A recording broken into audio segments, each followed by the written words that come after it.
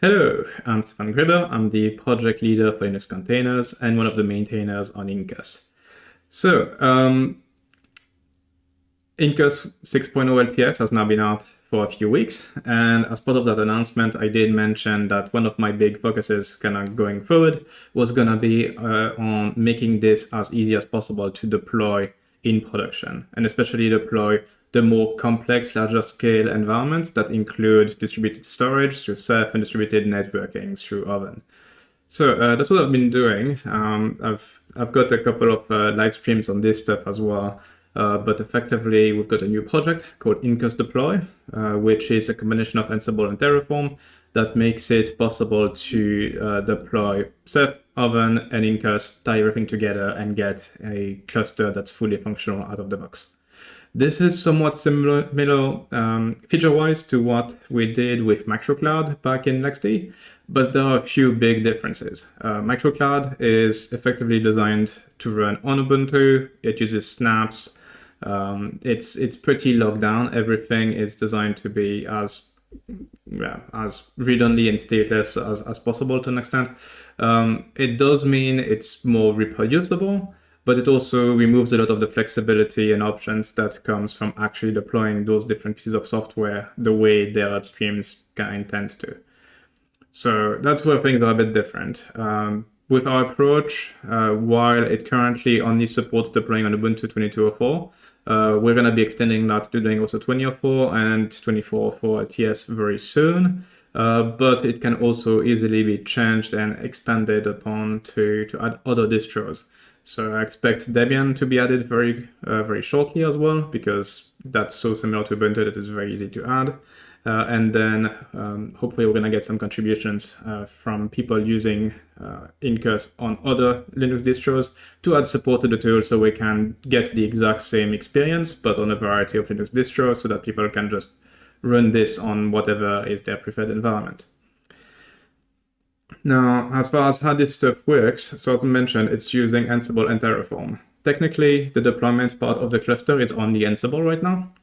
So we use Ansible to target existing servers and deploy in order Ceph, Oven, Incus, installing all the right packages, doing all of the right config, setting up clusters, generating keys, all that stuff, and you end up with a working cluster at the end of that.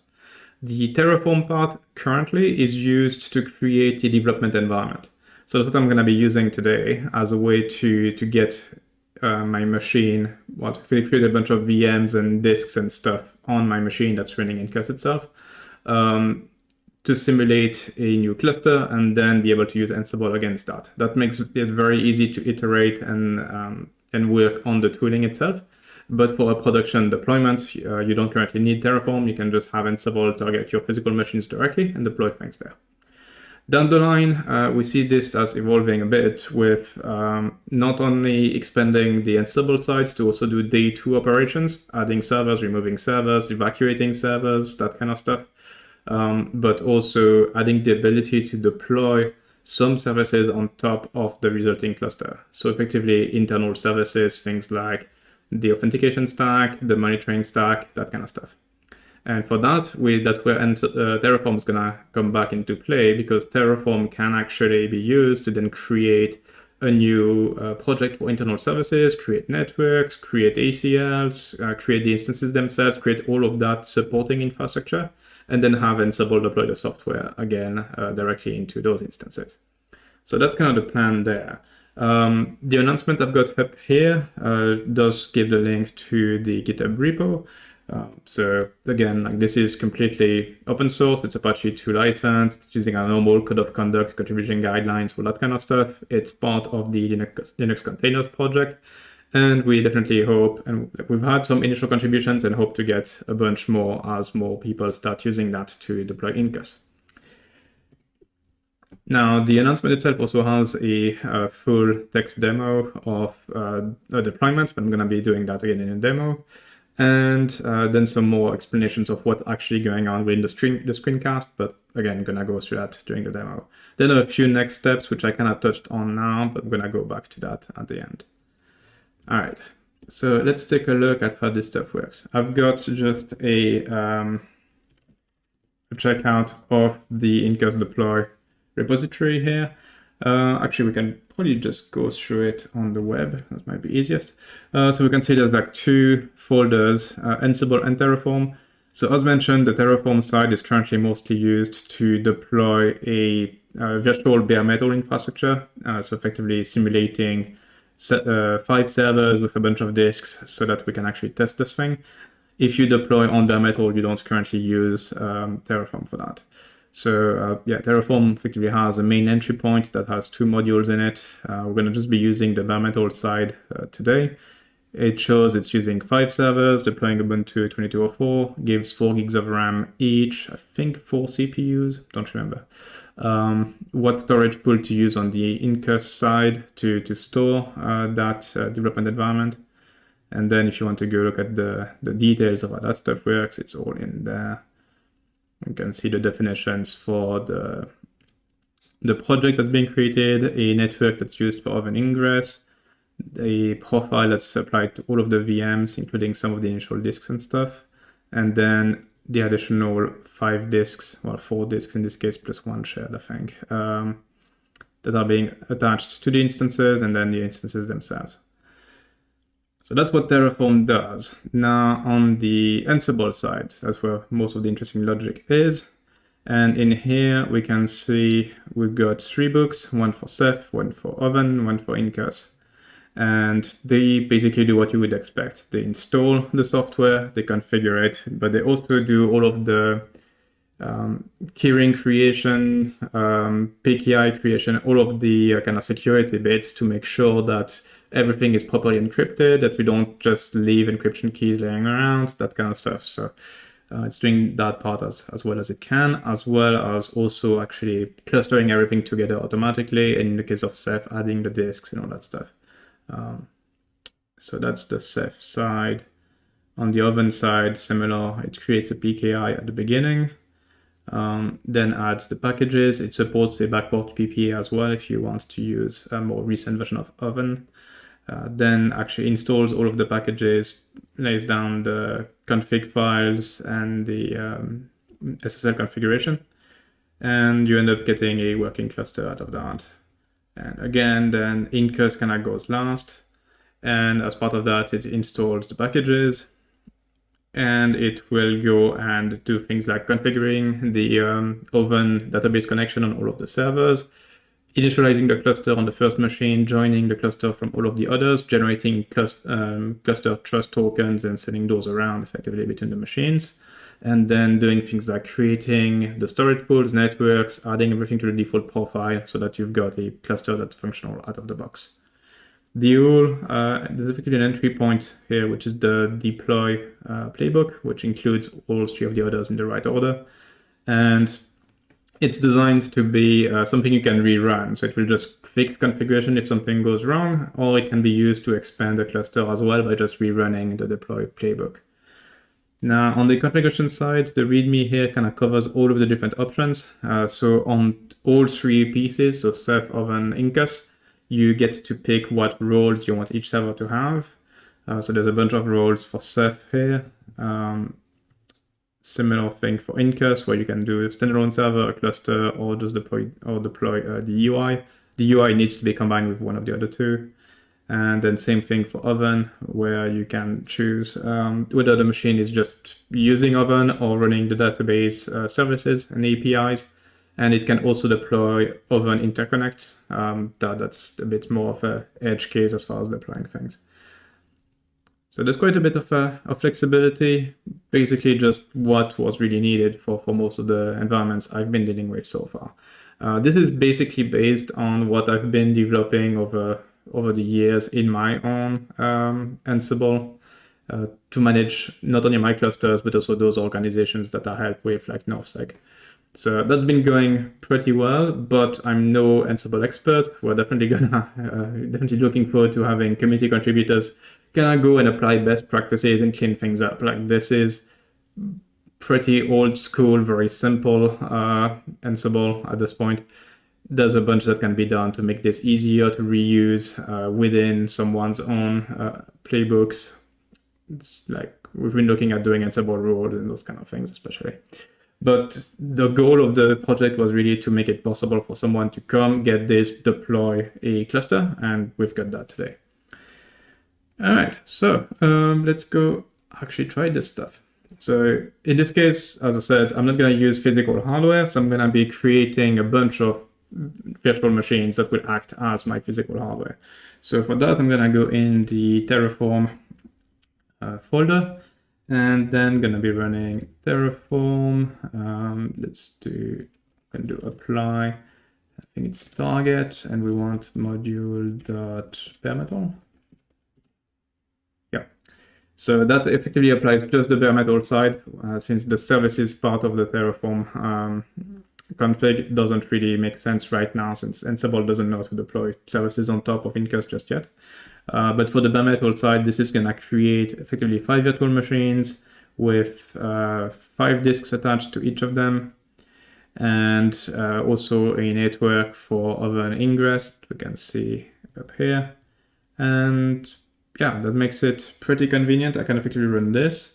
It will create everything in a few seconds, and makes it also very easy to destroy, which since I was working on this tool and needed to do constant redeployments until things behaved, it really let me effectively test the entire thing in less than 10 minutes by just wiping everything clean, recreating the infrastructure, which takes just a few seconds, and then running all of the Ansible stuff on top of that, doing the full deployment. Okay. So this is done, and let's switch over to the project. So it's dev incus-deploy. There we go, and see what we have. So as mentioned, 5 virtual machines. They each have effectively this exact same config. So we can just look at the expanded config of one of them. Here we go. So it's got 4 CPUs, 4 gigs of RAM. It's Ubuntu 22.04, and it's got a whole bunch of drives all connected over NVMe. So it's got its 3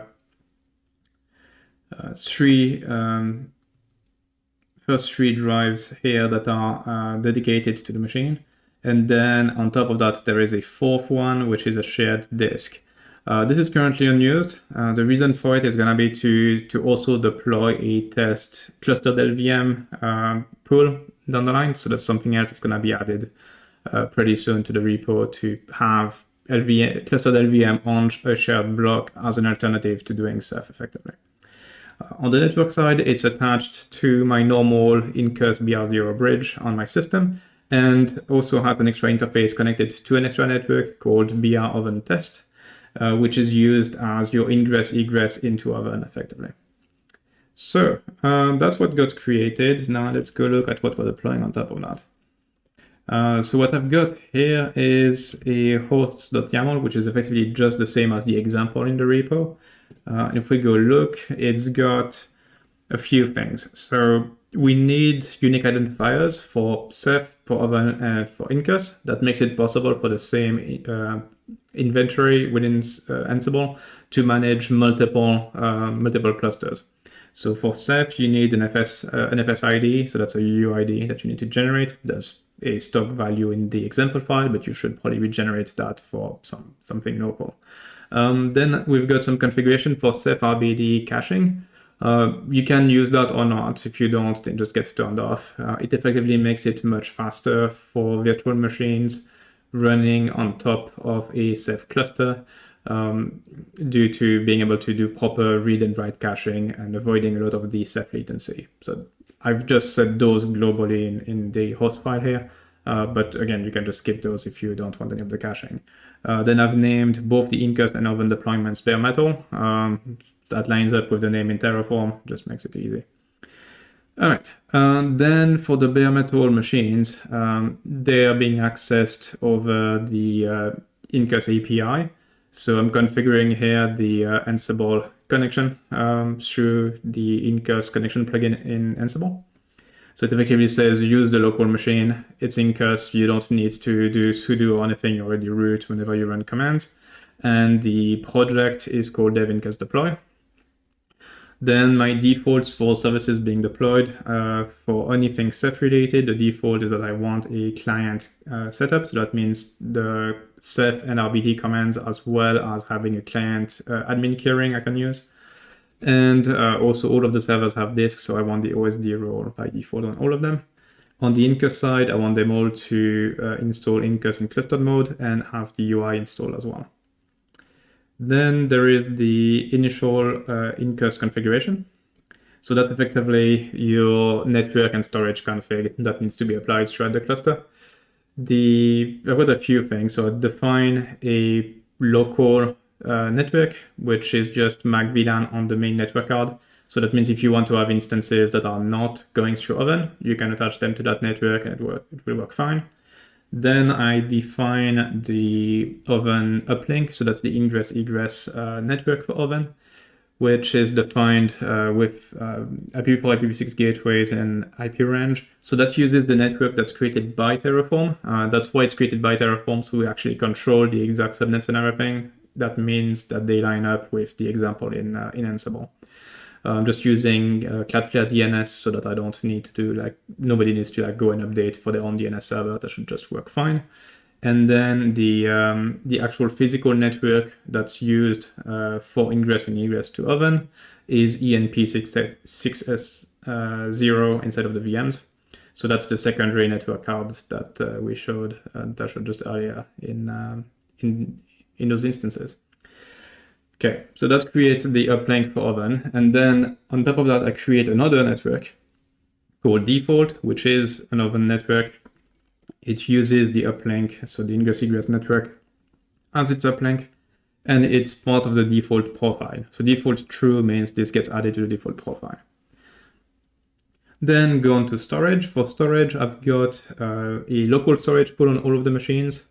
So that uses ZFS with the third disk, and then also add Ceph with a new OSD pool that's going to be called incus_bare metal in this case. And Ceph is the default storage for the instances. So again, that's going to end up in a default profile. So that means your default profile is going to be storage goes to Ceph, network goes to Oven. And if you want something else, if you want to use local storage or local networking, then they're available as alternatives. The default role for Oven is just to be a host. So that means running Open vSwitch and being a working chassis within Oven so that Incus can interact with it, but it doesn't run the API. And then we've got the per server config. So on server 01, I'm overriding the list of Ceph roles to also be a Ceph monitor, metadata server, and manager. So that's adding those three middle roles here.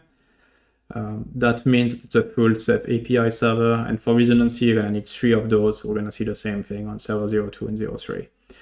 Then I'm defining what disks should be included within Ceph. So that's what we see here. Disk 1 and disk 2 is going to go as Ceph OSDs. And on the Oven side, I also want that server to run the API. So it's got the extra role called central. Then we see server 02 is identical, server 03 is identical as well.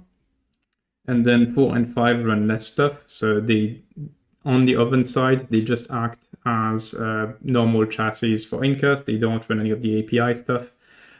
And on the Ceph side, they don't run the API, but those two run the object gateway, which is RGW. So that's the S3 API for Ceph. That's basically it. I mean, I could have done it even shorter by sharing more of that logic. Like there's ways to make it more compact, but I think that's a decent way to actually see the way all of the roles and config works across the cluster. It's currently deployed on 5 servers. For HA, you could go as low as 3. And you can then grow this as much as like 50 or so servers without really seeing any impact on our side. Okay, so now actually deploying this stuff, we just need to do Ansible playbook and deploy.yaml. And this is gonna go again in the order of Ceph and then Oven and then Incus. With Ceph, it starts by creating all of the local keyrings and the monitor map and all that stuff locally. So that just gets added, created as files within where you're running the tooling. So if we go here, there's a data directory, and within Ceph we can see the keyrings are stored there, the monitor map is stored there, and then only the needed keys are being sent to each of the servers, so that if something goes wrong, a given server that's just running, say, a Ceph OSD only has a keyring for that disk. It doesn't have the global admin keyring. Now, that's a bit of a simplification because technically to run incus properly, you pretty much need an admin keyring. Not quite a full one, but close enough. So currently all of the servers do get a full admin keyring. That can be clamped down, but it gets a bit tricky if you do, as then incus itself is no longer able to directly create and delete storage pools. You need to effectively do that by hand separately and then grant that to a limited keyring and consume it. So it is possible to further restrict things to have even less like default permissions within Ceph. Currently, the tool doesn't do that. It just goes with something where we know all of the features are going to work out of the box without the user needing to do anything by hand. So anyways, the keyrings, monitor maps, and stuff were all generated. So now it's added the Ceph package repository to all of the servers and is installing the services. By default, it deploys using the Ceph upstream package repository, and it defaults to the latest version of Ceph, which I believe is Reef at this point. So that's what it's going to be deploying on those machines.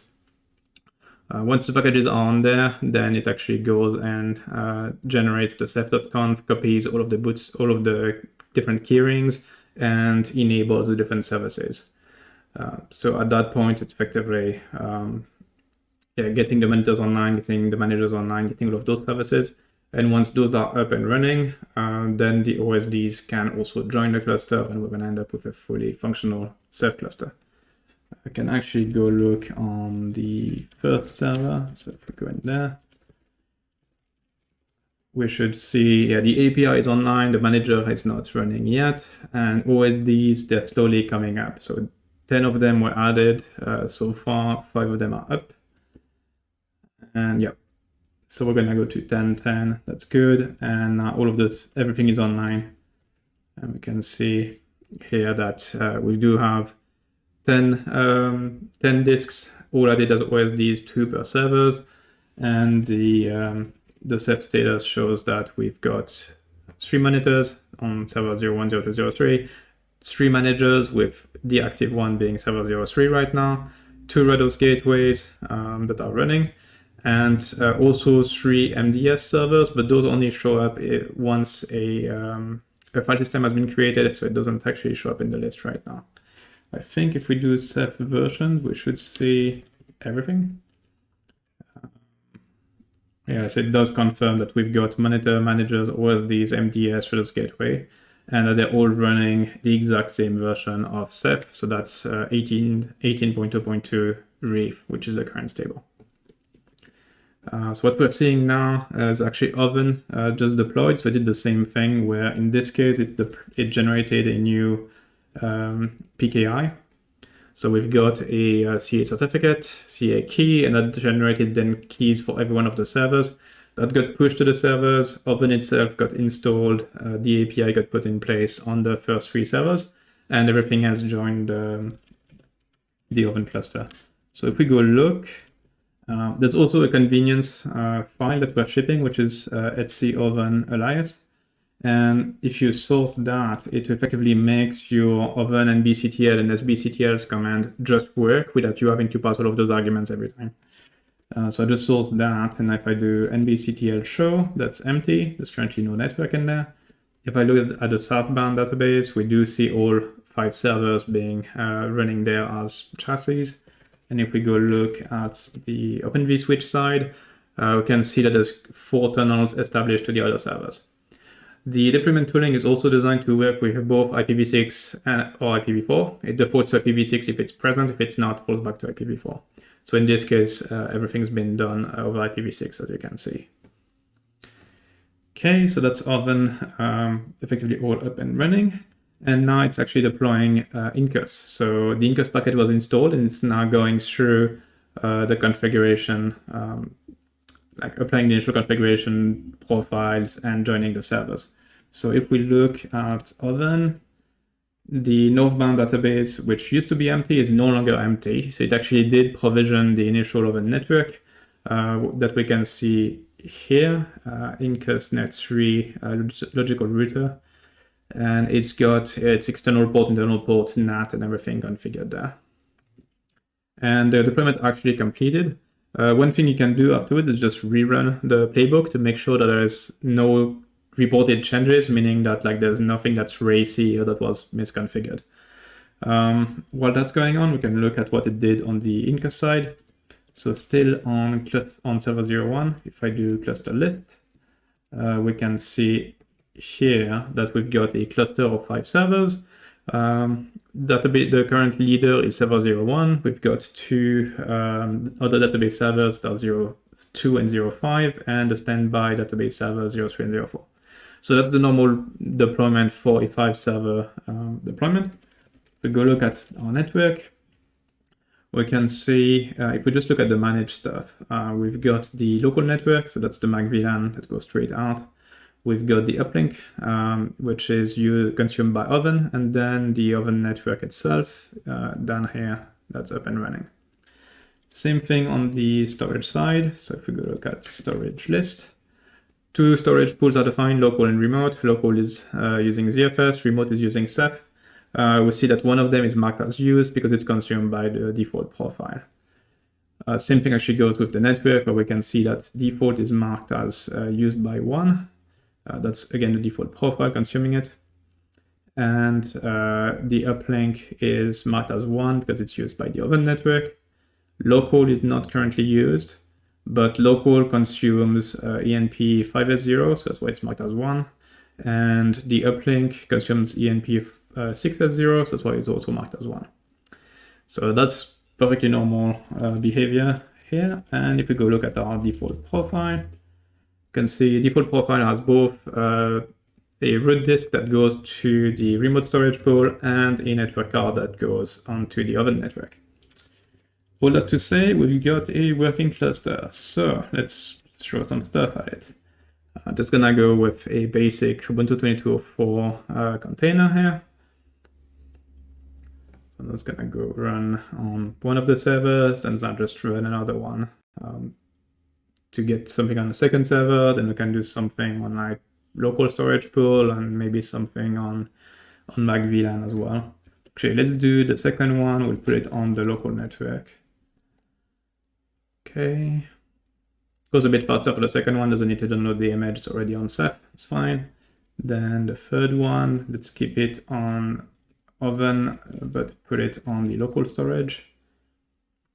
So this time it needs to unpack the image again because that's going on ZFS. Okay. And then to complete this stuff, let's maybe start a couple of VMs. And for good measure, we can even make them migratable, so live migrate. So this is gonna be, it's downloading a new image because this is the VM image this time instead of a container image.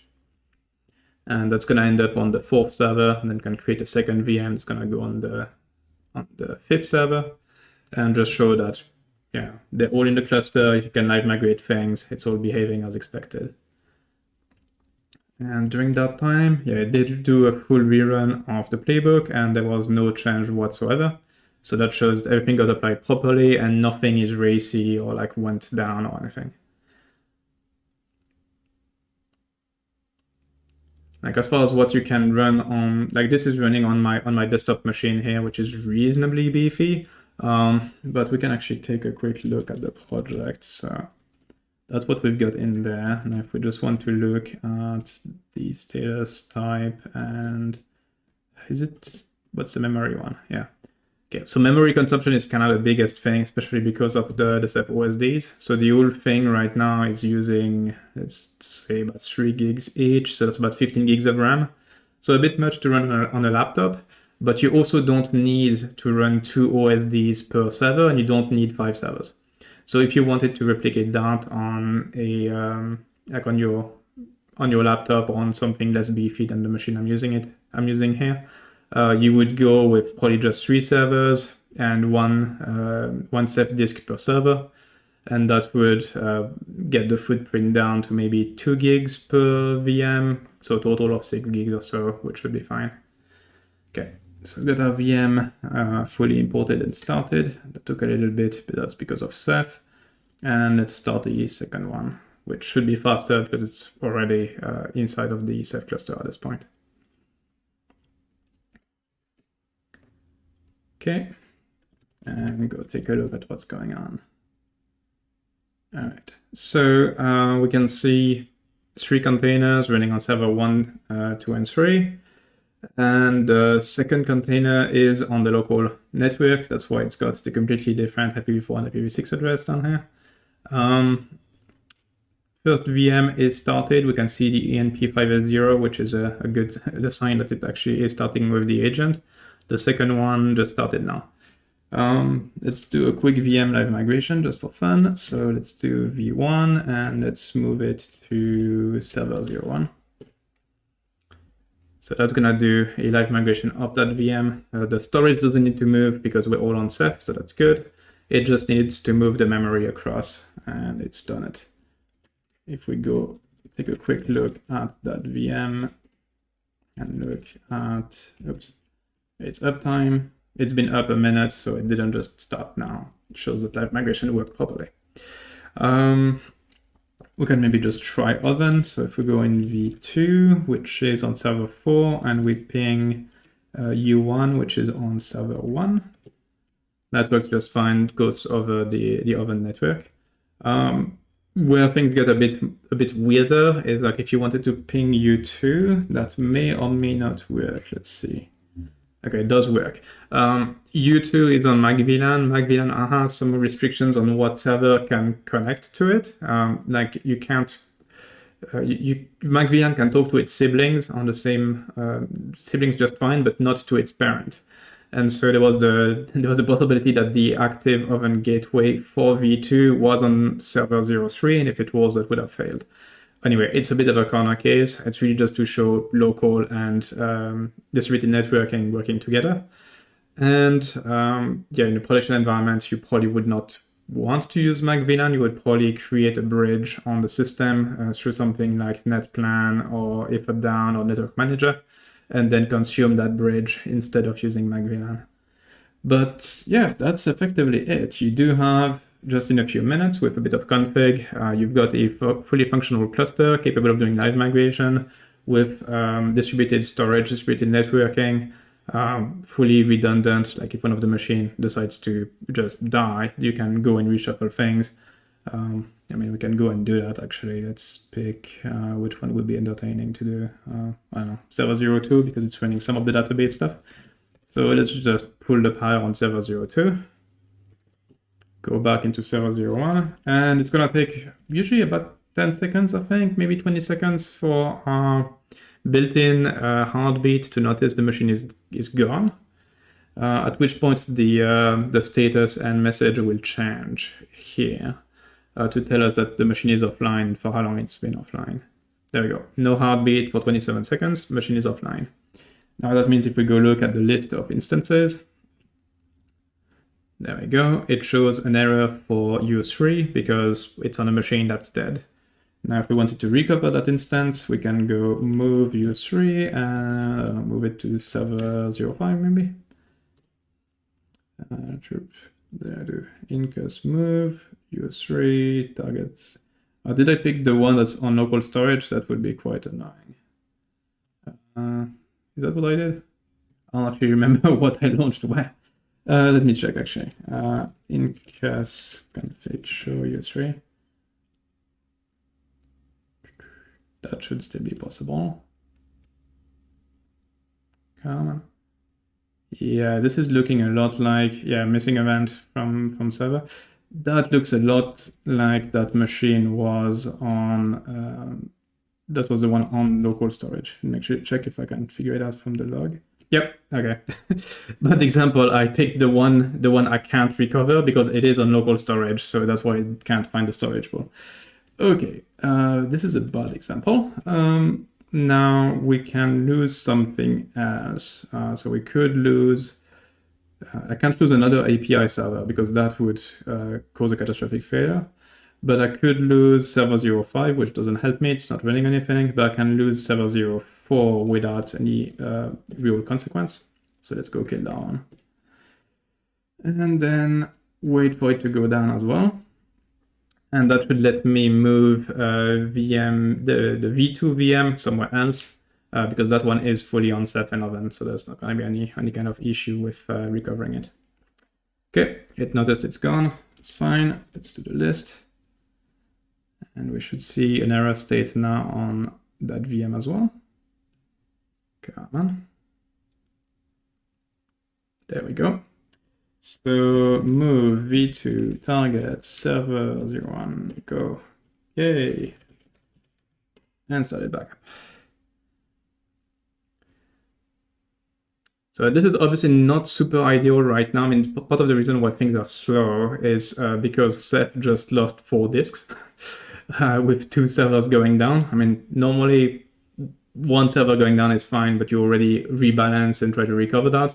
It was trying to do that for the first server going down, and then the second one went down as well. So it might actually be in a bit of a degraded state right now, which makes it harder to just recover that particular block. So that's why it's taking a bit longer than I would expect. Normally with 1 server gone, it's pretty much business as usual.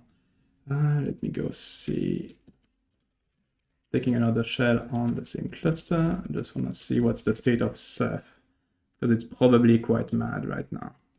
A bunch of objects degraded. Is it reduced availability? Is fine. The question is like whether it actually has objects that can't be, where it's missing effectively 2 out of the 3 copies. That could be an issue. Is it actively recovering? Yeah, it looks like it is. So yeah, Ceph is being busy. I'm kind of tempted to bring back, which one was it? Like I killed 04, we can bring back 02. That might help. Because currently we effectively have a situation where the Ceph just does not let write operations complete, which is why that startup is hanging there. That usually happens if it doesn't have at least 2 disks within the same placement group to replicate. So that's why like you usually don't lose more than 1 server at a time, hopefully. Or if you do, you've got such a large cluster that this is not an issue. In this case, with just 5 machines, that's a bit more of an issue. So let's see. So 02 is coming back up. It actually restarted U3 already. Okay, and with server 02 coming back online and Ceph now having recovered that disk, that allows to unblock the restart of that instance. So right now, like the list doesn't show any more errors because we've got server 1, 2, 3, and 5 all running, and we've got instances on server 1, 2, and 3. That's can be seen here. And if we go look at our server list, then the only thing that's currently offline is 05. And it's obviously offline here at the incus level, but if we go look at the Ceph status, it still shows that we're currently down 2 of the OSDs. That's normal. It's 1 server, so it shows 2 OSDs down, 1 server down. If we go look at the full tree, then we can see indeed server 04 is currently offline. At that point, I mean, once 04 recovers, then it pretty much goes back to business as usual. The server will come back up. The OSDs will also rejoin Ceph. Ceph will rebalance things again because it will have done some rebalancing to deal with the loss of that server in the first place. So it's going to have to balance things back as that comes back. But Incus will just see the machine back in the cluster, and you'll be able to start back anything that's running on there or move instances back onto it. So if we go look there, fully operational. So the server is started back and is back inside of Incus. Ceph usually takes a bit longer. No, everything is up there too. And so if we want to move, say, the first VM, we can move that onto server 04. So effectively live migrating one of the 2 VMs that's running on server 01 over to 04 to just rebalance things a bit. There we go. And also not showed in this case, but we actually do have a config option to do this effectively automatically. So there's a config key where you can configure a offline threshold where once you reach that threshold, so it could be just 30 seconds, it could be a few minutes, then Incus will automatically attempt to migrate anything it can onto other machines and then start the things back up there. So it's effectively automatic recovery for those kind of cases. Obviously, as I showed, you can't do that if an instance depends on anything local, as was the case with that container on server 02, I think it was. But if your container or VM is fully on Ceph and Oven, then you can totally do automated recovery for those kind of cases.